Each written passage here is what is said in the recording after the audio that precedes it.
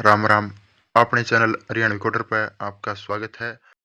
जिस तरह आप आपस में बात करने खातर हिंदी, अंग्रेजी, हरियाणवी या किसी और भाषा का प्रयोग करा कर हाँ, उसी तरह अगर अपन ने कंप्यूटर से बात करनी है तो अपन ने वो भाषा सीखनी पड़ेगी जो कंप्यूटर समझ सके। और वो भाषा उन भाषा ने क्या करे, प्रोग्रामिंग लैंग्वेजेस जो प्रोग्रामिंग करने का काम आवे। प्रोग्रामिंग सिंपली होया करे कंप्यूटर ने कोई काम करने का कमांड ऑर्डर देना कि भाई कंप्यूटर वो काम कर। इस खातर अपन उसकी भाषा में ऑर्डर देना पड़ेगा।